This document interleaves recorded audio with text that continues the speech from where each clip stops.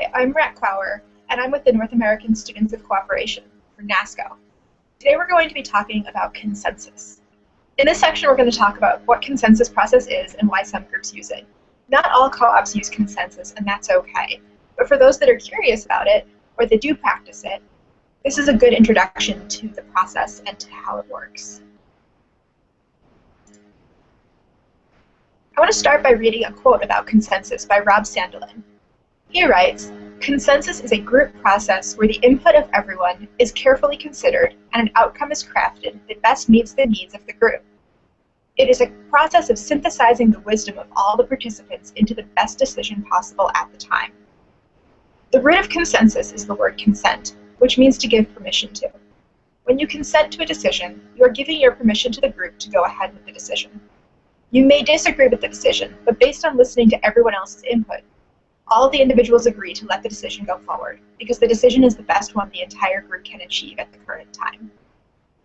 Some things I'll highlight about this definition is that it focuses on the needs of the group rather than on the needs of individuals. Consensus is a process that requires everyone to think about what's best for the whole group, or the co-op, rather than what's best for their own interests.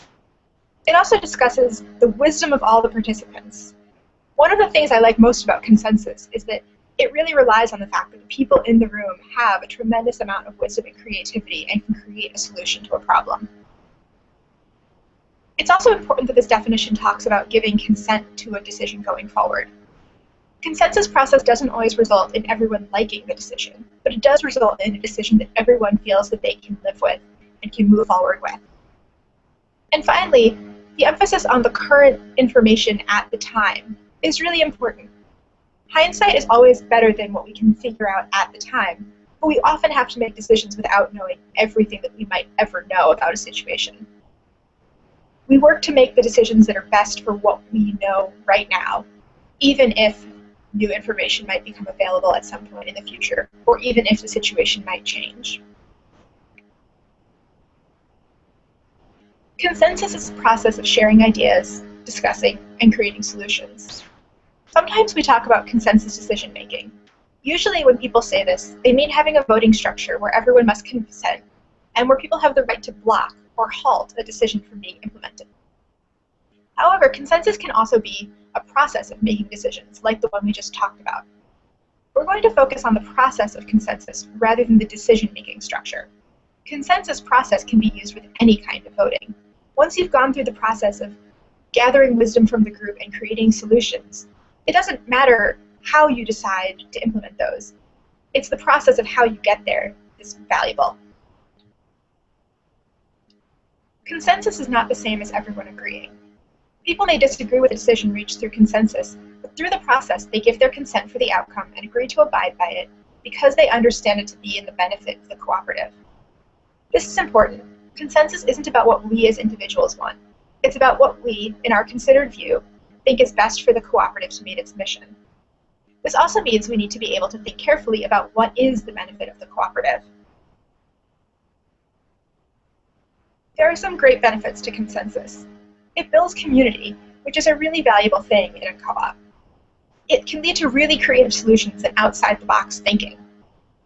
It requires everyone's willingness and participation. And it leads to decisions with a very high level of buy-in. There are also some challenges to consensus. It can be time-consuming, although it's not always. It's nearly impossible to reach consensus when people approach each other with mistrust and an unwillingness to engage in the process. It requires everyone's willingness and participation, which can be both a benefit and a challenge. And the process can be taken over by people misusing the block option. Some things to talk about with your house, or to think about on your own. What kind of decision-making does your house use? Do you vote? Do you reach consensus? Do you go through a process of consensus or a process of debate? Do you use parliamentary procedure or Robert's Rules of Order?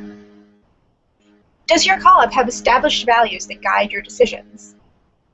In order to make decisions that are for the benefit of the co-op, you need to know what the benefit of the co-op is. And often having values can help with guiding that process.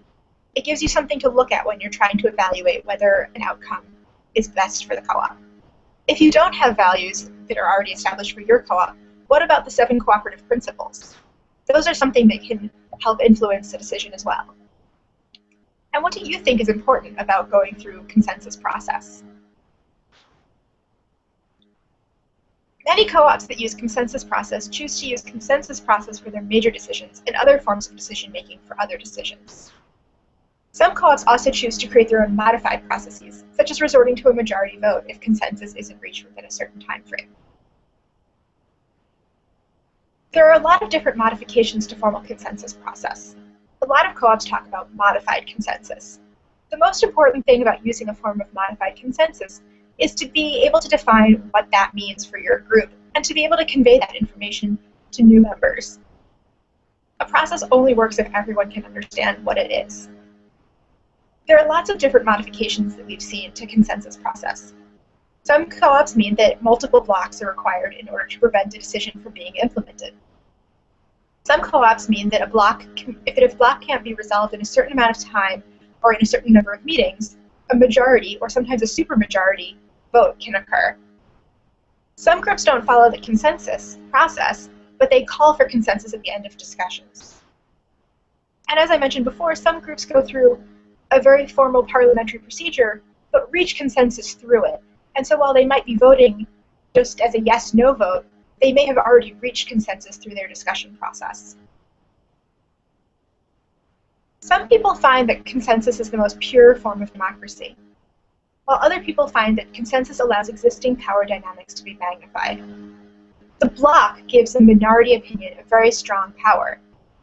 The process is designed to counteract that power, but it requires a lot of work and attention from us. Consensus is a process that we all can help facilitate within our co-ops. As individuals, we all have values and beliefs. We use these in our assessment of ideas. When we're making co-op decisions, we need to be looking at the co-op's values, but sometimes these aren't the same as our personal values. If the co-op doesn't have clearly defined values, we tend to default to our individual ones, which can be in conflict with each other. The group needs to be responsible for holding people accountable, especially with blocks. Blocks can't be used as a way to preserve power within the co-op.